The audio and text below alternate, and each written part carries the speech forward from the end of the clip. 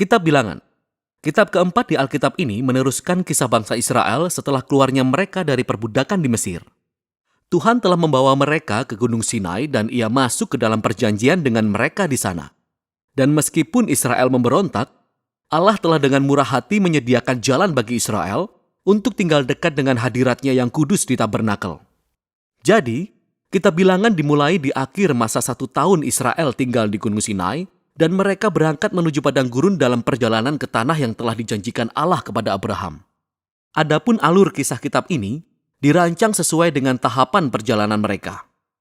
Bagian pertama dimulai di Gunung Sinai, namun kemudian mereka berjalan menuju padang gurun Paran. Dan kemudian dari sana mereka mengarah ke dataran Moab yang tepat berseberangan dengan tanah perjanjian. Bagian pertama dibuka dengan sebuah sensus di mana semua orang dihitung. Dari sinilah nama kitab ini diambil.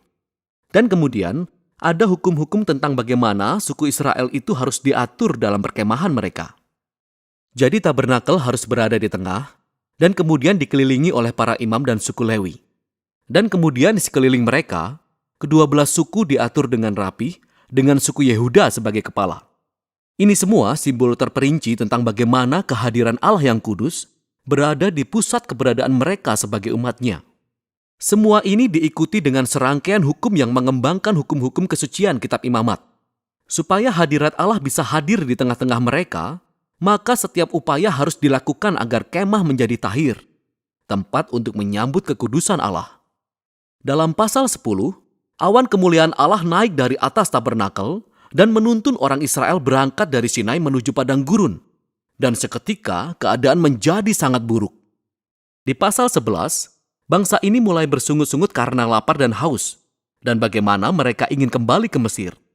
Dan kemudian di pasal 12, kakak-kakak Musa sendiri mulai menentang dan menjelek-jelekan dia di hadapan semua orang. Perjalanan ini tidak berawal dengan baik. Bagian selanjutnya dimulai ketika orang Israel tiba di padang gurun Paran, sekitar setengah perjalanan menuju ke tanah perjanjian. Dan Tuhan menyuruh Musa mengutus 12 pengintai, seorang dari masing-masing suku, sehingga mereka dapat mengintai tanah perjanjian. Ketika para pengintai kembali, 10 dari mereka berkata bahwa tidak ada kesempatan bagi orang Israel untuk bertahan di sana, karena orang-orang Kanaan akan menghancurkan mereka. Namun ada 2 pengintai lainnya, Kaleb dan Yosua, yang mengatakan bahwa Allah dapat menyelamatkan mereka.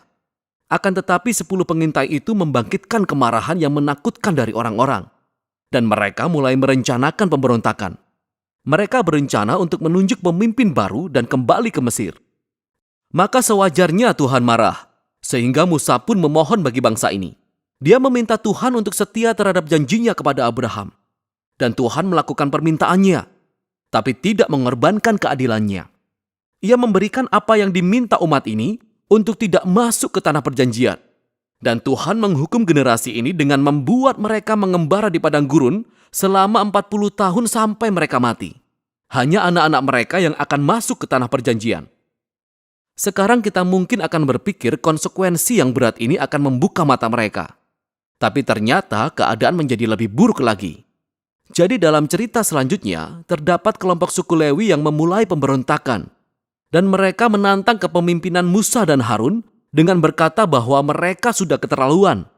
Jadi Tuhan menangani orang-orang Lewi ini dengan sangat keras. Dan Ia pun memperbarui komitmennya kepada Musa dan Harun sebagai pemimpin Israel.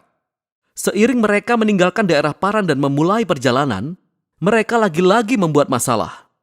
Orang-orang Israel mulai bersungut-sungut lagi tentang rasa haus mereka dan bertanya mengapa Musa malah membawa mereka keluar dari Mesir. Jadi Tuhan meminta Musa berbicara pada bukit batu untuk mengeluarkan air bagi semua orang. Namun Musa tidak benar-benar melakukan hal ini. Dia melampaui batasannya. Dia memukul bukit batu itu 2 kali dan berkata, "Hai orang-orang durhaka, apakah kami harus mengeluarkan air bagimu dari bukit batu ini?" Demikianlah Musa tidak menghormati Allah dengan menempatkan dirinya pada posisi Allah yang bisa mengeluarkan air. Oleh sebab itu Musa membuat dirinya sendiri bernasib sama dengan generasi yang di padang gurun. Ia juga akan mati di padang gurun dan tidak akan pernah masuk ke tanah perjanjian. Setelah ini, orang Israel memberontak lagi dan Allah memberikan hukuman yang sangat aneh pada mereka. Ular-ular berbisa datang dan memagut mereka. Dan Musa pun harus memohon lagi bagi orang Israel, dan Tuhan memerintahkan Musa untuk melakukan ini, membuat ular tembaga dan menaruhnya pada tiang. Maka siapapun yang melihat ular ini akan disembuhkan dari pagutan ular berbisa. Ini adalah simbol yang sangat aneh, tapi ini menunjukkan tantangan yang harus dihadapi Allah karena kesetiaannya pada perjanjiannya. Ia bertindak benar dengan mengadili kejahatan dan dosa orang Israel. Tapi malahan pengadilan Allah berubah menjadi sumber kehidupan bagi mereka yang akan mencari Tuhan untuk kesembuhan. Dari sini orang-orang berjalan menuju dataran Moab. Bagian utama yang pertama dalam bab ini berfokus pada sosok aneh Bileam. Jadi Raja Moab menjadi panik mendapati sekelompok besar orang yang mengembara melalui daerah kekuasaannya. Sehingga dia menyewa seorang tukang sihir penyembah berhala, Bileam, untuk memperkatakan kutuk terhadap Israel. Dan setelah 3 kali mencoba, Bileam mendapati bahwa dia tidak bisa mengutuk mereka. Dia hanya bisa mengucapkan berkat atas Israel. Ingatlah janji Allah kepada Abraham dari Kejadian 12. Selain Bileam tidak dapat mengutuk Israel, Tuhan juga memberinya visi tentang Raja Israel di masa depan yang suatu hari nanti akan membawa keadilan Allah bagi semua bangsa. Visi ini juga mengingatkan kembali janji Yakub kepada Yehuda dalam Kejadian pasal 49.